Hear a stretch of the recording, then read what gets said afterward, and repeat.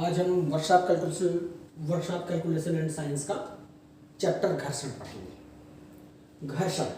घर्षण होता क्या है, सबसे पहले हम लोग स्टडी करेंगे घर्षण क्या है।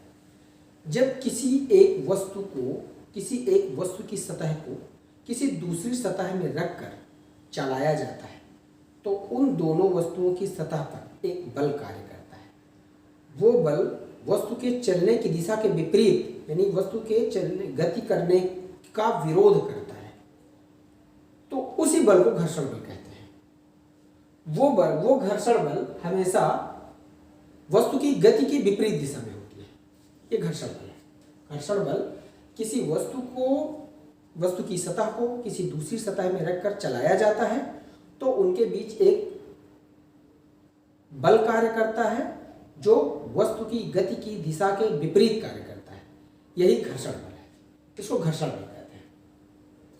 अब घर्षण बल के प्रकार। घर्षण के प्रकार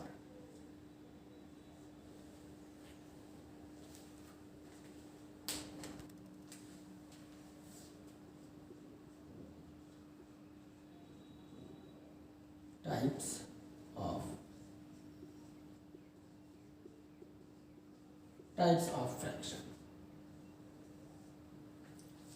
पहला है स्थैतिक घर्षण।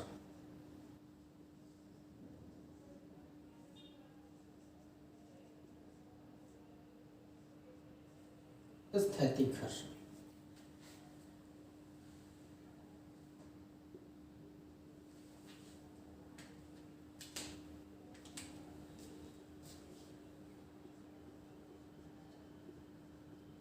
Static fraction.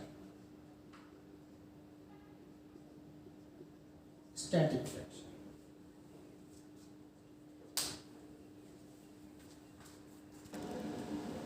स्थैतिक घर्षण। स्थिर अवस्था में वस्तु में लगने वाला बल स्थैतिक घर्षण कहलाता है।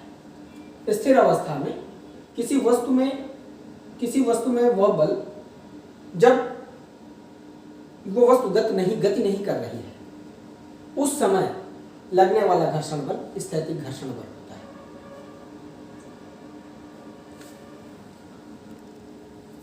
स्थैतिक घर्षण में जब किसी वस्तु पर बल तो लगाएं लेकिन वस्तु गति ना करे तो उस कंडीशन में लगने वाला घर्षण बल स्थैतिक घर्षण कहलाता है। अब घर्षण के नियम, स्थैतिक घर्षण के नियम कुछ हैं।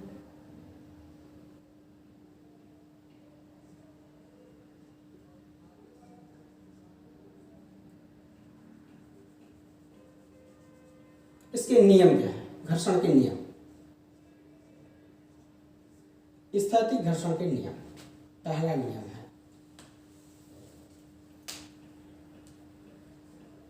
वस्तु पर लगने वाला घर्षण बल हमेशा वस्तु की दिशा के विपरीत कार्य करेगा। वस्तु पे लगने वाला घर्षण बल हमेशा वस्तु की गति के विपरीत कार्य करेगा। पहला नियम क्या है? ये जो बल लगेगा वो गति के विपरीत होगा। गति के विपरीत। थोड़ा बड़ा लिखिए, लिखने थोड़ा बड़ा। पहला है गति के विपरीत, पहला। दूसरा होता है ये बल स्वसमंजन होता है, स्वसमंजित होता है, सेल्फ एडजस्टमेंट करने वाला बल होता है। ये स्वसमंजन बल है। स्वसमंजन बल है। स्वसमंजन बल है मतलब जैसे जैसे हम बल बढ़ाते हैं वैसे वैसे ये घर्षण बल बढ़ता जाता है। जैसे जैसे बढ़ाते हैं वैसे वैसे ये बल बढ़ता जाता है और ये तब तक बढ़ता जाता है जब तक कि वस्तु विरामावस्था में नहीं आ जाती है। और जब विरामावस्था में आ जाती है तो ये इसलिए ये सेल्फ एडजस्टेबल फोर्स होता है, बल होता है, इसलिए ये स्वसमंजन बल है। तीसरा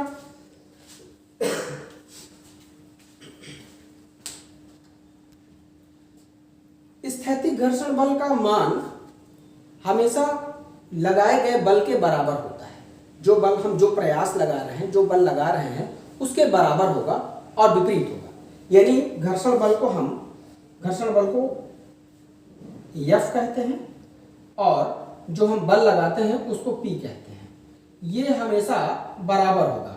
स्थैतिक घर्षण में घर्षण बल और लगाया गया बल हमेशा बराबर होगा और विपरीत होगा। बराबर होगा और विपरीत होगा।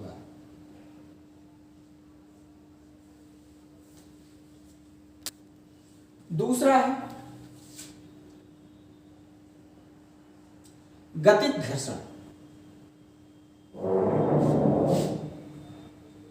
गतिज घर्षण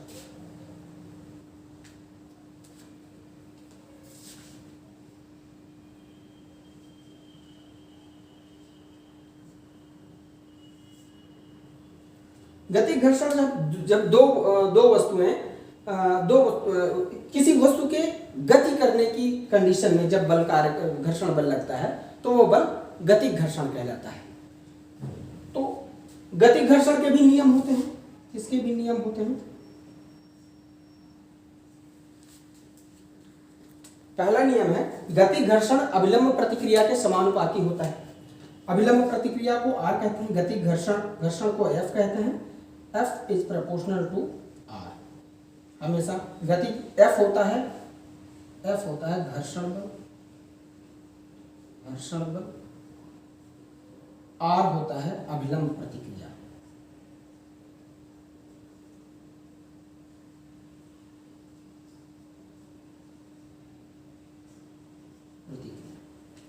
तो गतिक घर्षण हमेशा अभिलंब प्रतिक्रिया के समानुपाती होता है। अब अभिलंब प्रतिक्रिया क्या होती है? मान लेते हैं कि ये एक सतह है, इस पर ये कोई वस्तु, कोई पिंड रखा हुआ है, इसका भार नीचे की ओर काम करेगा, तो एक बल, ये सतह भी इस भार के बराबर ऊपर की ओर बल लगाएगी। उस बल को कहते हैं अभिलंब प्रतिक्रिया। इधर हम प्रयास लगा रहे हैं, बल लगा रहे हैं, इधर बल ये होता है P, और इस बल के विपरीत दिशा में घर्षण काम करेगा, घर्षण बल F। ये अभिलंब प्रतिक्रिया। तो पहला नियम है इसका कि गतिक घर्षण अभिलंब प्रतिक्रिया के समानुपाती होता है।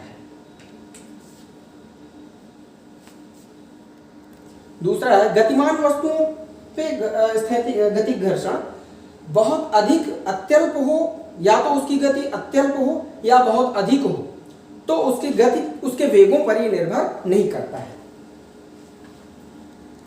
तीसरा है सीमांत घर्षण।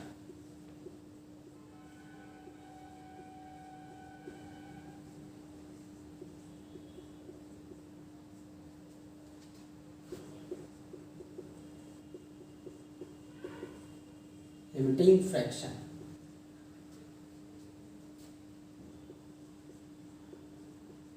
Limiting fraction.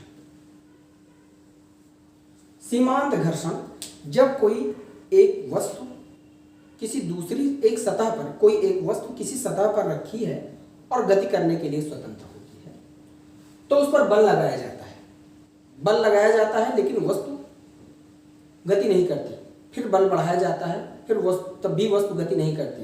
इस तरह से बल बढ़ाते बढ़ाते बढ़ाते बढ़ाते एक स्थिति ऐसी आ जाती है जब वस्तु गति करने लग जाएगी। तो गति करने के पहले तक जो घर्षण बल होता है, उसी घर्षण बल को सीमांत घर्षण कहते हैं। जैसे जैसे किसी वस्तु पर, कोई स्थिर अवस्था में रखी हुई वस्तु, अगर उस पर बल लगाएंगे तो घर्षण बल भी पड़ेगा, हम बल बढ़ाएंगे घर्षण बल भी पड़ेगा। बल जैसे जैसे बढ़ाते हैं घर्षण बल बढ़ता जाता है, बल बढ़ाते हैं घर्षण बल बढ़ता जाता है, और एक स्थिति ऐसी आ जाती है जब वस्तु एकदम गति करने की कंडीशन में आ जाती है, उस समय लगने वाला बल सीमांत घर्षण कहलाता है। सीमांत घर्षण के भी नियम है।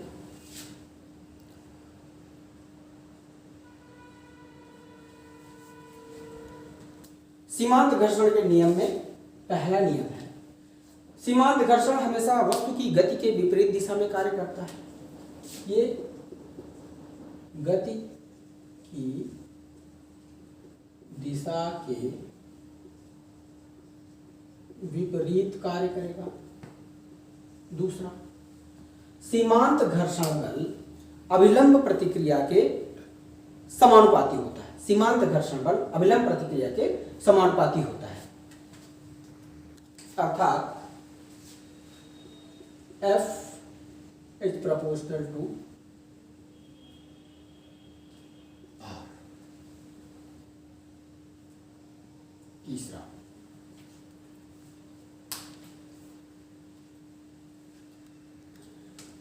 सीमांत घर्षण बल सतह की प्रकृति पर निर्भर करता है। सतह की स्थिति और प्रकृति पर निर्भर करता है, उसके क्षेत्रफल पर निर्भर नहीं करता है। सतह की प्रकृति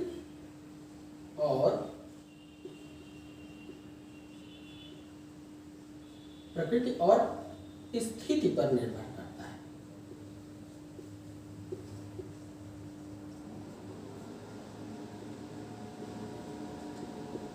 उसके क्षेत्रफल पर निर्भर नहीं करता है। क्षेत्रफल पर निर्भर नहीं करता है। क्षेत्रफल पर निर्भर नहीं करता है।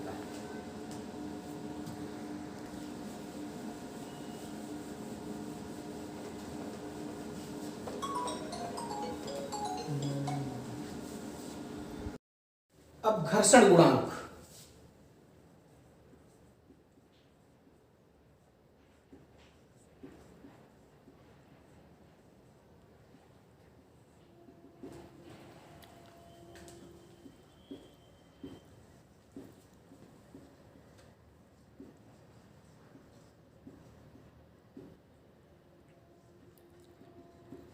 Coefficient of friction.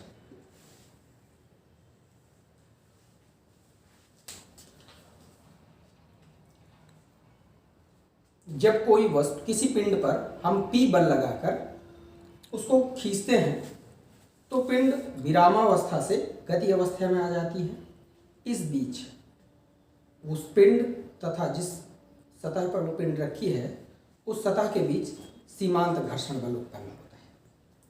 सीमांत घर्षण बल सीमांत घर्षण बल लगने वाले बल के विपरीत और बराबर होता है। यानी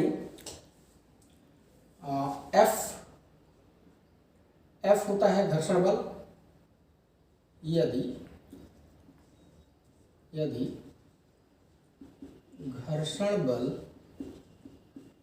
बराबर F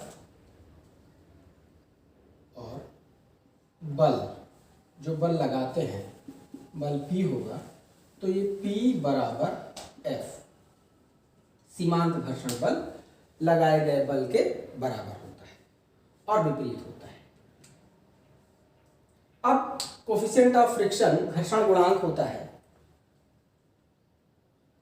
अभिलंब प्रतिक्रिया और घर्षण बल सीमांत घर्षण और अभिलंब प्रतिक्रिया के अनुपात को कोफिशिएंट ऑफ फ्रिक्शन यानी घर्षण गुणांक कहते हैं।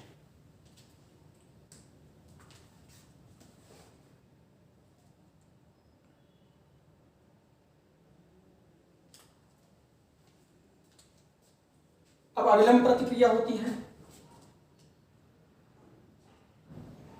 अभिलंब प्रतिक्रिया कोई वस्तु कोई पिंड सतह पर रखी है तो ये W होगा और ऊपर की ओर R होगा, यही अभिलंब प्रतिक्रिया है। अभिलंब प्रतिक्रिया R इज प्रोपोर्शनल टू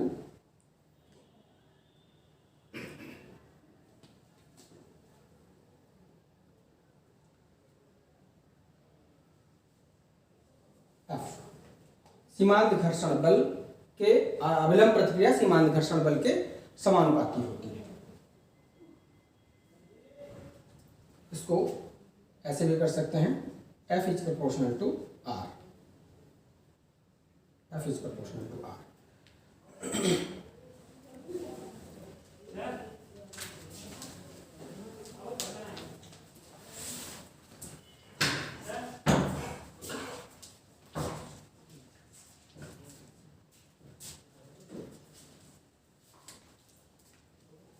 अब F is proportional to R, तो F इक्वल टू यहाँ पे एक स्थिरांक आ जाएगा, उसको म्यू कहेंगे। R म्यू होगा घर्षण गुणांक, तो म्यू बराबर P बाई R, या म्यू बराबर P upon F by R, जहां म्यू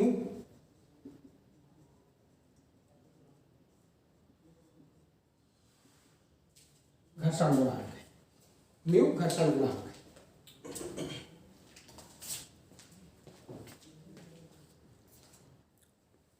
अब घर्षण कोण,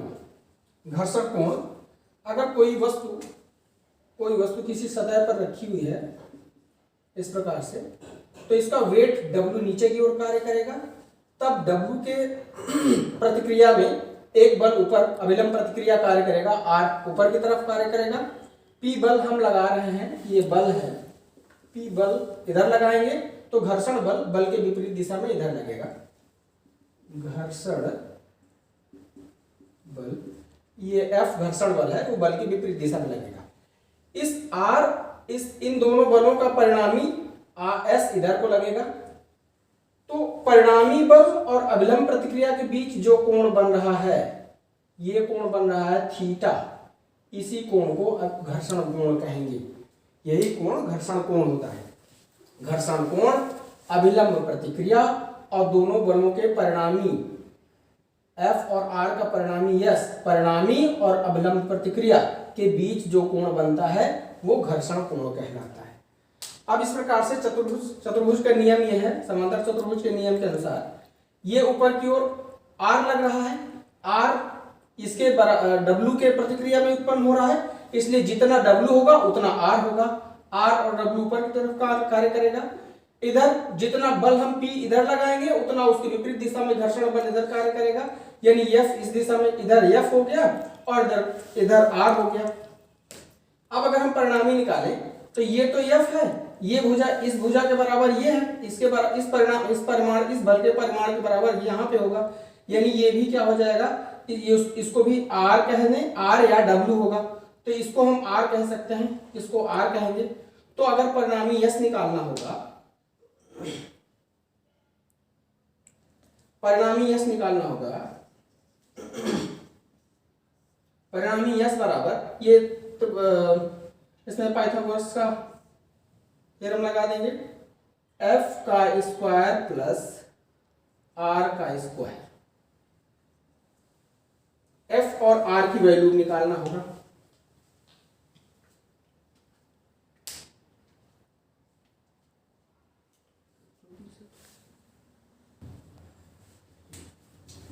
F की वैल्यू यहां से, यहां पे F बराबर म्यू R, तो F की वैल्यू हम म्यू R रख सकते हैं यहां पर, म्यू R का होल स्क्वायर प्लस R का होल स्क्वायर, ये हो जाएगा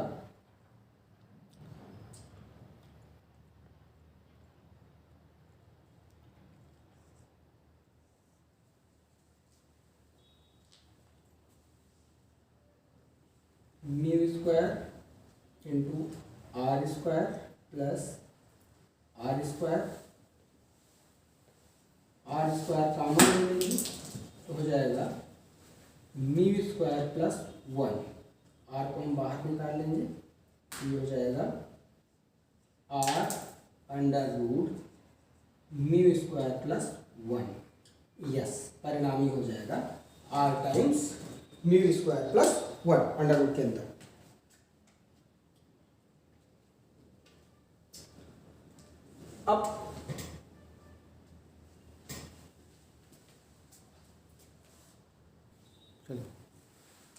अब ये परिणामी R है, ये बल F है, ये अभिलंब प्रतिक्रिया R है, ये बल F है, इसका परिणामी यश है, तो यश के दो यश बल उसका वियोजन करेंगे तो यश के दो घटक निकलेंगे। R जो होगा, R होगा, यश के दो घटक होंगे R और F, यश के दो घटक होंगे R और F, तो तो r बराबर क्या हो जाएगा, r बराबर होता है, ये थीटा है इसलिए होगा s cos थीटा, r बराबर हो जाएगा s cos थीटा, और f जो होता है f हो जाएगा s sin theta, s sin theta. अब हम जानते हैं म्यू बराबर यहां पे है म्यू बराबर f बाई आर, म्यू बराबर f बाई आर, f की वैल्यू है s sin theta, s sin theta, और r की वैल्यू है s cos theta, cos theta. Yes cancel हो जाएगा, sin थीटा अपन cos थीटा होता है tan theta, tan theta, mu बराबर tan थीटा, म्यू बराबर tan थीटा हो जाएगा। अब घर्षण गुणांक अगर आनत तल है, आनत तल अगर है, इंक्लाइंड प्लेन है, तो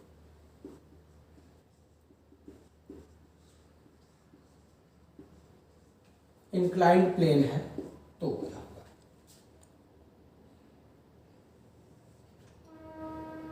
ऐसी प्लेन है, यहां पर एक वस्तु रखी हुई है, इसमें W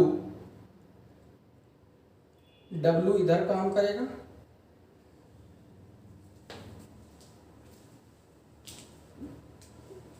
W इधर को काम करेगा,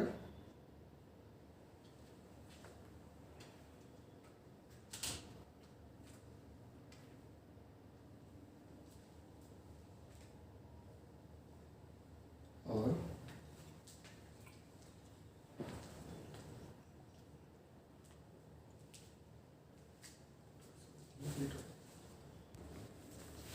अब अगर आनत तल है तो घर्षण गुणांक, ये एक आनत तल है, ये थीटा अंश होगा, थीटा पर ये तल झुकी हुई है, इस पर एक वस्तु रखी हुई है, इसका W इधर को काम करेगा।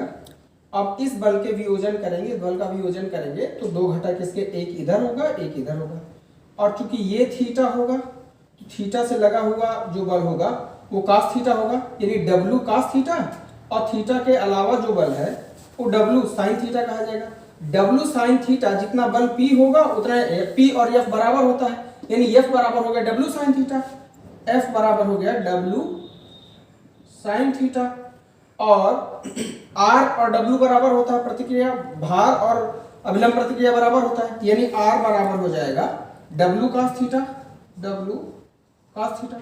अब हम जानते हैं म्यू बराबर F बाई आर, म्यू बराबर F बाई आर, तो F की वैल्यू हो जाएगा W sin theta upon R की वैल्यू हो जाएगी W cos थीटा, म्यू बराबर W कैंसिल हो जाएगा, ये हो जाएगा sin theta upon cos theta tan theta, tan theta, mu बराबर tan थीटा।